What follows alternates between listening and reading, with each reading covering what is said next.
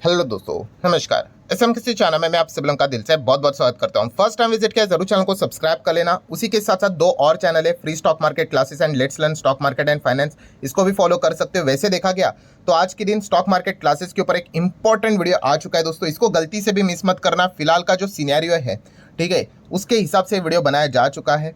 ठीक है, अभी जिस प्रकार से बाजार गिरा हुआ है, काफ़ी लोग मार्केट क्विट करने की बात करते हैं, पोर्टफोलियो बर्बाद है, लाल है इसलिए छोड़ने की बात करते हैं। भाई अगर ऐसे सिचुएशन में अगर आप क्विट करोगे, इनफैक्ट देखा गया ये सबसे बेस्ट सिचुएशन होती है मार्केट के लिए, क्योंकि आपको अच्छे अच्छे शेयर सस्ते दाम में मिलते हैं।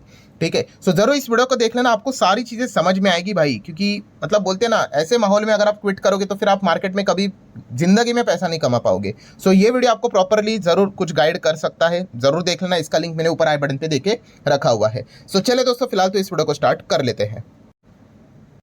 सो ठीक है दोस्तों, अभी हम लोग आ चुके हैं बिल्कुल हमारे नॉर्मल स्क्रीन के ऊपर। एंड दोस्तों अभी देखा गया तो दुनिया भर की अगर मैं बात करूं तो ये वन ऑफ द मोस्ट शानदार खबर हम लोग को ब्रेकिंग न्यूज़ देखने को आप मिल रहे हैं, जिस चीज़ के चलते बहुत बड़ी होप अभी जनरेट हो चुकी है, जिसका एक पॉजिटिव इम्पैक्ट एटलीस्ट हमारे मार्केट के ऊपर तो जरूर देखने को मिल सकता है। नो डाउट इसमें काफ़ी सारे इफ बट है, मैं सारी चीज़ें A to Z कवर करवाऊंगा।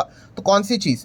तो दोस्तों वॉर। यस, वॉर की अगर हम लोग यहाँ पे बात करें दोस्तों, तो आप सभी लोगों को पता ही है वॉर ये कभी भी इकोनॉमी के लिए अच्छी चीज़ नहीं होती है। और जैसे बेसिक चीज़ मैंने आपको सिखाई, अगर आपको ऐसा लगता है कि अरे भाई इंडिया थोड़ी ना वॉर लड़ रहा है, दूसरे देश लड़ रहे हैं ना, हमें क्या फ़र्क पड़ता है। तो दोस्तों हम ग्लोबलाइजेशन में जीते हैं, मतलब डेफिनेटली जो कंट्री वॉर में इन्वॉल्व है, सो वहाँ से कुछ ना कुछ तो हम सामान खरीदते होंगे, उनको बेचते होंगे, तो वो इकोनॉमिक इम्पैक्ट हमारे ऊपर भी आता है, हमारे देश के ऊपर आता है, हमारे घर में किचन तक पहुंचता है।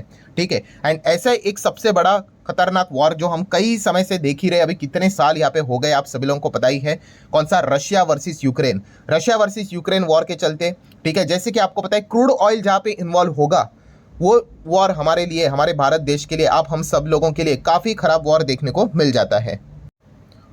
इसी से रिलेटेड अगर मैं बात करूं दोस्तों, तो एक बहुत ज़बरदस्त खबर हम लोग को देखने को मिल रही है। मतलब जैसे आपको बोला था कि ट्रम्प जब आएंगे तो बहुत कुछ चीज़ें हम लोग को देखने को मिलने वाली हैं। बोलते हैं ना, उन्होंने जो शब्द बोले थे उसी के ऊपर वो खड़े उतरते हुए देखने को आप मिल रहे हैं। जैसे कि उन्होंने कहा था कि भाई मैं किसी नए वॉर को तो जन्म नहीं दूंगा, इनफैक्ट जो वॉर चल रहा है उसको मैं रोकने की पूरी तरीके से कोशिश मेरे साइड से तो करूंगा ही करूंगा।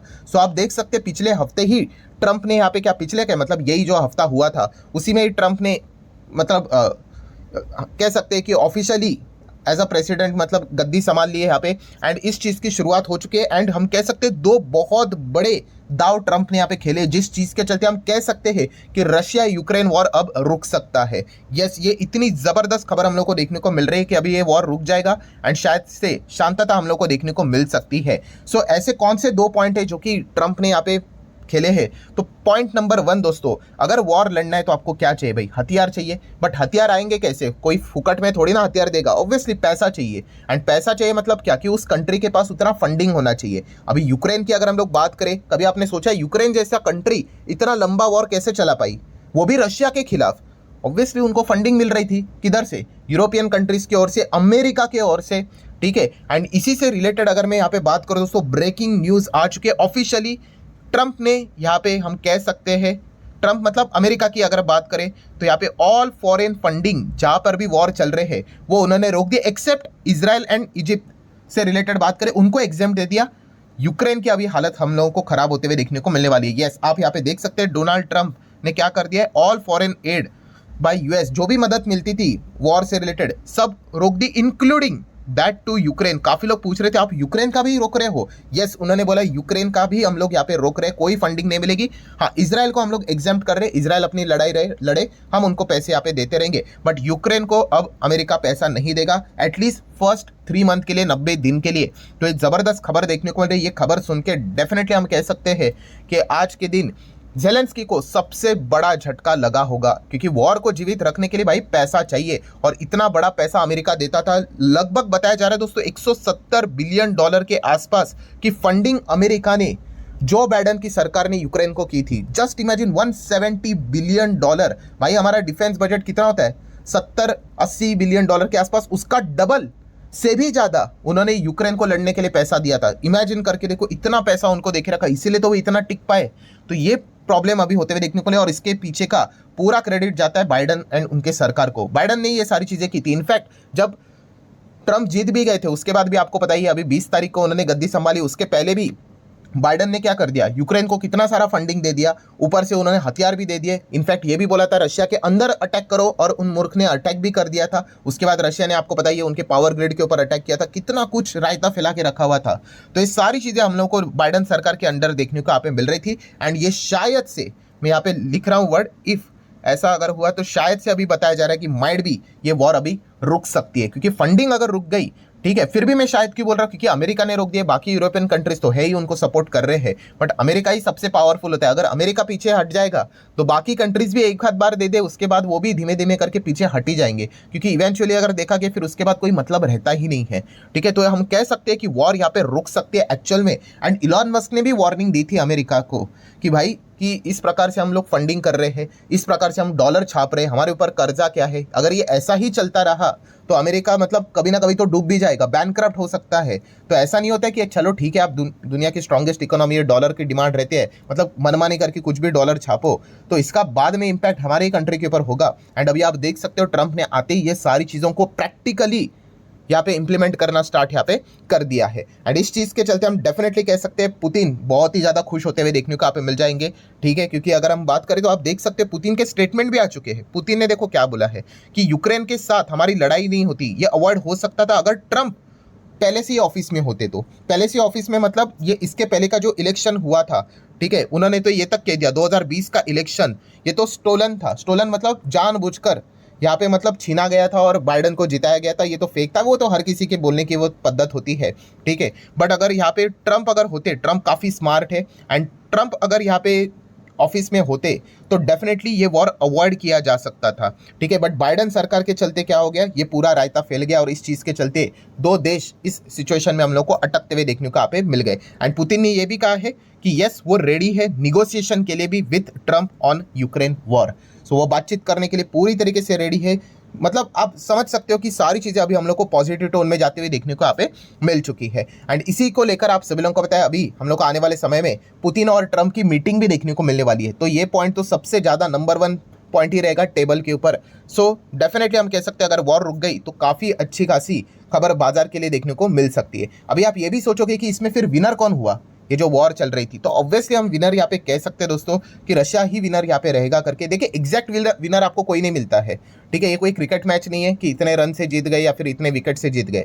बट रशिया की अगर हम बात करें तो इन्होंने इतना कुछ ज़्यादा खोया नहीं है, ठीक है। कुछ ना कुछ तो खोते बट इतना कुछ ज़्यादा नहीं खोया है। But just imagine about the Ukraine, भाई वो कंट्री 20 साल पीछे चली गई, लिटरली 20 ईयर्स पीछे। उन यूक्रेन को वापस जो मतलब प्री वॉर वाले यूक्रेन बनाने के लिए अभी 20-25 साल लगेंगे। और उसके लिए पैसा कौन देगा अभी इनको? आपको लगता है ट्रंप उनको देने वाले पैसा? आप सोच कर देखिए कितना बड़ा ये झटका यहाँ पे लगा हुआ है, ठीक है। तो वॉर कभी भी अच्छी बात नहीं होती। अभी काफ़ी लोग ये भी सोचेंगे तो सर क्या फिर सरेंडर कर देना चाहिए यूक्रेन ने? ऐसा नहीं होता है। मतलब बोलते हैं ना डिप्लोमेटिक चीज़ें भी होती है, ठीक है। बहुत कुछ चीज़ें ऐसी होती कि हर बोलते हैं ना हर एक चीज़ का जवाब बंदूक की गोली से नहीं होता है। आपको पॉलिटिक्स भी खेलना यहाँ पे आना चाहिए, ठीक है। काफ़ी लोग हमारे देश में भी ऐसे बच्चे लोग आपको देखने को मिल जाएंगे, सडनली बोल देते हैं कि पाकिस्तान के साथ वॉर स्टार्ट कर दो, इसके साथ वॉर। अरे भाई इतना सिंपल नहीं है। वो पाकिस्तान को खोने के लिए क्या है, वो तो पहले से कंगाल कंट्री है, IMF से लोन ही लेकर चलता है। हमारे जैसी कंट्री जो टॉप 5 इकोनॉमी में है, भाई हम नीचे चले जाएंगे 10 के भी नीचे, ये लोग समझते ही नहीं है। तो जितना हो सके इंडिया क्या करता है, इस चीज़ से बचकर चलने की कोशिश करता है। बचकर मतलब ये नहीं होता है कि भाई हम डर रहे विर रहे, ऐसा नहीं है। बट हमारे पास पाने के लिए बहुत कुछ है भाई, हमें बहुत आगे जाना है, ठीक है। उनको क्या फ़र्क पड़ता है। एंड चाइना तो हमसे कभी डायरेक्ट लड़ेगा नहीं, क्योंकि चाइना को भी पता है उनके भी इकोनॉमी की धज्जियाँ उड़ेगी। तो फिर वो इसीलिए पाकिस्तान जैसे टूल का इस्तेमाल करता रहता है। अभी एक बांग्लादेश जैसा यूजलेस कंट्री भी शुरू हो चुका है, आप सभी लोगों को पता है। तो ये इसके पीछे के कारण ही यही होते हैं, ठीक है, कि कुछ भी करके वॉर हो जाए किसी भी कंट्री में, वो कंट्री गई पीछे भाई। आपको अंदाज़ा नहीं इन्फ्लेशन कितना हायर लेवल का हो जाएगा। जो चीज़ आपको 20 रुपये पे मिलती है ना, वो 100 रुपये पे चली जाएगी। तो जिनको इकोनॉमिक्स नहीं पता है, कुछ नहीं पता है, वो ऐसी बकवास बातें करते रहते हैं, हाँ हो जाने दो करके। तो ये चीज़ों को समझो, ठीक है। आप देख सकते हो अभी यूक्रेन की हालत यहाँ पे क्या हो जाएगी, मतलब ऑलरेडी हो चुकी है। देन सेकंड अगर हम लोग बात करें पॉइंट, ठीक है, ट्रंप से रिलेटेड, तो आपको पता है कि क्रूड ऑयल, ठीक है, रशिया की जो जान है दोस्तों वो क्रूड ऑयल में है। क्योंकि जैसे मैंने आपको कैलकुलेशन बताए थे कि दुनिया में अगर 100 बैरल्स अगर क्रूड प्रोड्यूस होता है, उसमें से 10 से ज़्यादा रशिया अकेला करता है। 10% मार्केट रशिया के पास देखने को मिल जाता है। एंड इसीलिए हम कह सकते हैं दोस्तों कि क्रूड से रिलेटेड मतलब हम कह सकते हैं रशिया इतना ज़्यादा स्ट्रांग है, उसके ऊपर अटैक करने का भी विचार ट्रंप ने यहाँ पे किया है। कैसे? जैसे कि ट्रंप ने यहाँ पे बोल दिया सऊदी को एंड ओपेक को कि आप अपने ऑयल के प्राइजेस को कम कर दो, और जितना ऑयल का प्राइस कम होगा इंटरनेशनल लेवल पे, जस्ट एग्जांपल के लिए, फॉर एग्जांपल के लिए समझ लो कि क्रूड ऑयल अगर 50 पे आ गया, ठीक है, तो फिर रशिया से ऑयल कोई क्यों ही खरीदेगा? ओपन मार्केट में ये भाई आपको इतना सस्ता मिल रहा है। तो इसलिए उन्होंने बताया कि ये डिसीजन आपका सऊदी का एंड ओपेक का क्या करेगा, यूक्रेन वॉर को इमीडिएटली बंद करवा सकता है, रोक सकता है, एंड करवा सकता है।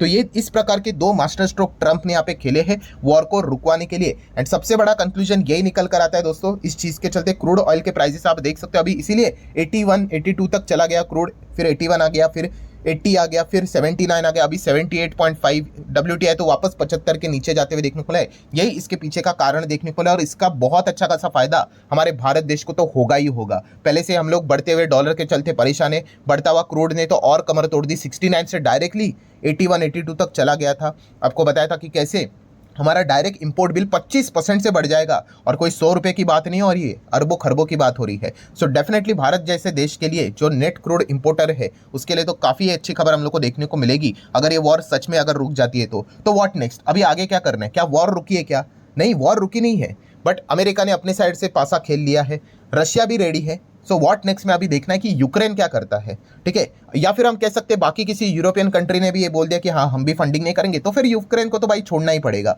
ठीक है? फिर क्या ही करेंगे वो। तो इसलिए यूक्रेन के ऊपर आप फोकस रख सकते हो, जेलेंस्की के ऊपर आप फोकस रख सकते हो कि वो क्या बोलते हैं करके। अभी तो हम कह ही सकते कि शायद से उनको भी यहाँ पे क्या करना पड़ेगा, ऑन टेबल आके इसका चर्चा करके जो चीज़ें चल रही जितनी हो गई थी वो अभी हो गई, ठीक है? एंड रिवाइव करने के लिए वापस उनको कम बैक, मतलब सारी चीज़ों वापस अपने देश को खड़ा करने के लिए अभी विचार करना पड़ेगा। तो इसलिए जेलेंस्की के ऊपर आप फोकस यहाँ पे रख सकते हो। मार्केट के हिसाब से अगर हम लोग बात करें ग्लोबल मार्केट के लिए काफ़ी पॉजिटिव खबर हो सकती है अगर जेलेंस्की ने ये बात मानी तो, ठीक है? लेट्स सी अभी आगे क्या होता है करके। बट कैसे फिलहाल आज की दिन की अगर मैं बात करूं तो एक काफ़ी पॉजिटिव खबर हम लोग को देखने को मिल चुकी है। सो आशा करता हूं दोस्तों वीडियो हेल्पफुल लगा होगा, आप जरूर चाहो तो इसको लाइक एंड शेयर कर सकते हो। मिलते हैं अगले वीडियो में, तब तक के लिए बाय बाय।